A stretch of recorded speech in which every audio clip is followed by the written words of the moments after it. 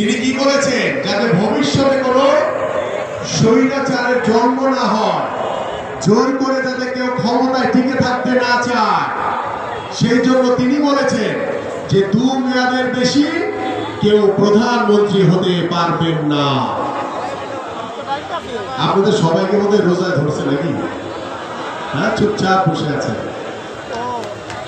এটা তালি দেন, এটা তো বিএনপির দ্বারাই সম্ভব। এটা তো আপনাদের জন্য অনেক বড় অর্জন যে আমাদের মাননীয় ভারপ্রাপ্ত চেয়ারম্যান মহোদয় বলেছেন যে 2 মেয়াদের বেশি কেউ প্রধানমন্ত্রী হতে পারবেন না। এটা বিএনপির দ্বারাই সম্ভব, জিয়া পরিবারের দ্বারাই এটা সম্ভব। 6 নম্বর, বিভিন্ন বিষয়ে জ্ঞান, দক্ষতা, অভিজ্ঞতা সম্পন্ন বিশিষ্ট ব্যক্তিদের সমন্বয়ে আইনসভার উচ্চ কক্ষের প্রবর্তন। আমাদের জাতীয় সরকার গঠনের যে রূপরেখা দেওয়া হয়েছিল, সেখানে উচ্চ কক্ষ এবং নিম্ন কক্ষ রয়েছে। সেই উচ্চ কক্ষে কারা থাকবেন?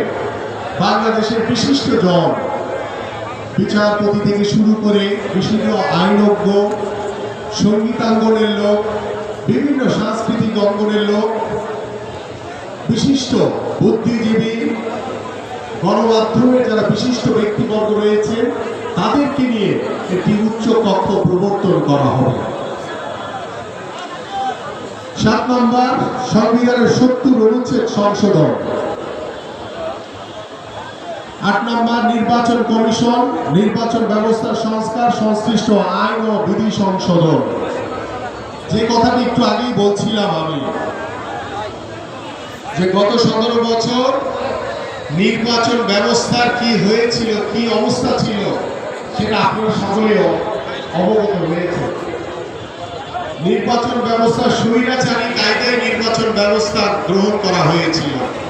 নির্বাচনের আইনও সেভাবে তারা গ্রহণ করেছিল যে স্বৈরাচার শেখ হাসিনা যেভাবে বলবে নির্বাচন কমিশন